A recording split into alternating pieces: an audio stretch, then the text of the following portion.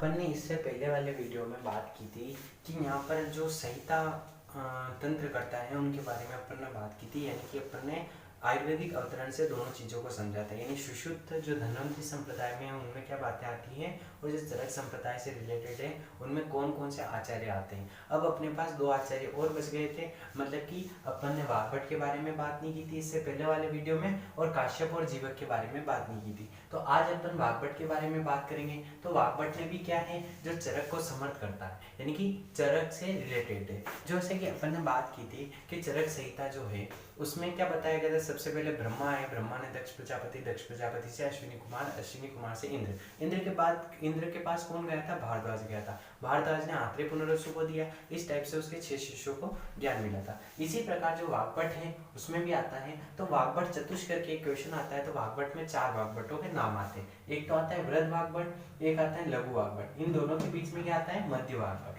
अब लघु वाग्भट के बाद क्या आता है, रस वाग्भट। अब देखो जो वृद्ध वाग्भट है उसने क्या लिखा, अष्टांग संग्रह का निर्माण किया, अष्टांग संग्रह का निर्माण किया। अब देखो पहले क्या कल्चर चला करता था, पहले जो पिता होता था, है ना, अब जो फादर है, अब फादर का, है ना, फादर का फादर जो उसके दादाजी होते थे, अब जो फादर के फादर यानी जो दादाजी होते थे उसका नाम उसके किसको, पोते को दिया जाता था। तो इसी तरह जो वृद्ध वाग्भट है ना, अब इसके जो वाग्भट है उसके पिता का नाम सिंहगुप्त था।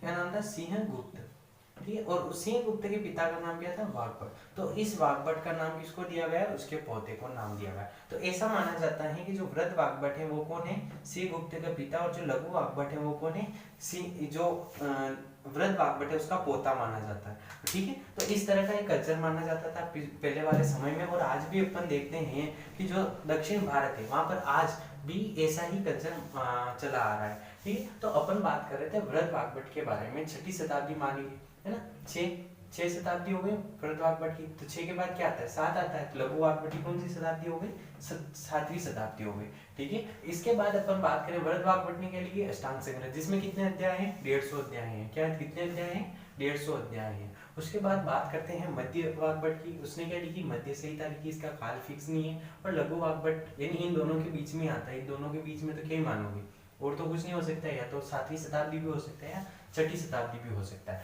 उसके बाद यदि बात करते हैं अपन, तो यहाँ पर लघु वाग्भट ने क्या लिखी, अष्टांग हृदय लिखी। अष्टांग हृदय जो कि आप फर्स्ट ईयर में पढ़ रहे हो वो वाली किसने लिखी, लघु वाग्भट ने लिखी। कितने चैप्टर है उसमें, 120 अध्याय हैं। आप सिर्फ क्या पढ़ते हो, सूत्र स्थान पढ़ते हो जिसमें 30 चैप्टर आते हैं। तो 120 अध्याय है, किसने लिखी, लघु वाग्भट ने लिखी। कौन सा काल माना जाता है, 7वीं शताब्दी माना जाता है या 7वीं शताब्दी में। रस वाग्भट ने कौन सा ग्रंथ लिखा, रस रत्न समुच्चय। अब जब आप सेकंड ईयर में आप रस शास्त्र पढ़ोगे तो जो रस शास्त्र किसको फॉलो करता है, मेनली रस रत्न समुच्चय को फॉलो करता है। जो किसने लिखी, रस वाग्भट ने लिखा है। और कौन सी शताब्दी माना जाता है, 12वीं-13वीं शताब्दी माना जाता है। तो यहाँ पर अपने जो वाग्भट चतुष्क का क्वेश्चन होता है वो कंप्लीट होता है। इसको आपको एलोबरेट भी करना है कि जैसे अष्टांग संग्रह पे कितनी टीका लिखी गई। तो वृद्ध वाग्भट का यदि परिचय आता है तो यहाँ पर आपको ये तो लिखना ही है, इसके साथ आपको टीकाएं भी जोड़नी है और थोड़ा बहुत अष्टांग संग्रह का या आयुर्वेदिक अवतरण और उस अष्टांग संग्रह में कितने अध्याय आते हैं, कौन कौन से स्थान आते हैं, ये भी आप इसमें इंक्लूड कर सकते हो, जो कि आने वाले वीडियो में अपन चर्चा करेंगे।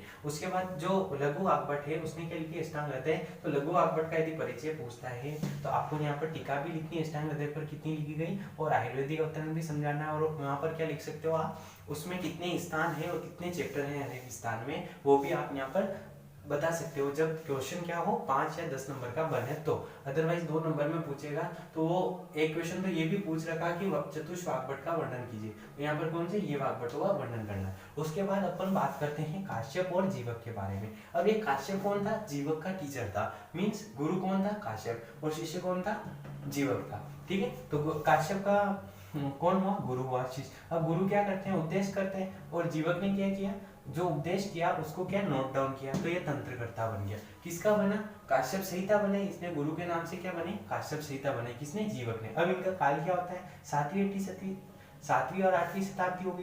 क्यों, क्योंकि दोनों एक ही काल में माने जाएंगे ना, गुरु और शिष्य, इसलिए दोनों की क्या मानेंगे, 7वीं 8वीं शताब्दी मानेंगे। एक 7वीं शताब्दी यहाँ भी आ रहा था, किसमें, लघु वाग्भट में, ठीक है। तो 7वीं 8वीं सदी किसमें हो गई, जीवक और काश्यप का। यदि काल पूछे तो आपको यही लिखना। अब काश्यप कौन है, जीवक के गुरु हैं, और इन्होंने क्या किया, उपदेश किया, और क्या जीवक ने क्या बनाई, काश्यप संहिता बनाई। काश्यप संहिता के उपदेष्टा कौन है, तो काश्यप है, ये लिख सकते हो। तो इस तरह आप काश्यप के बारे में लमसम थोड़ा और मैटर लिख सकते हो।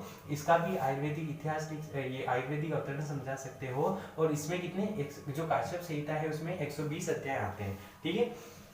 और कौन कौन से उसमें स्थान नहीं आते ये भी बात करेंगे, और कौन कौन से स्थान में कितने अध्याय हैं वो भी अपन आने वाले वीडियो में चर्चा करेंगे।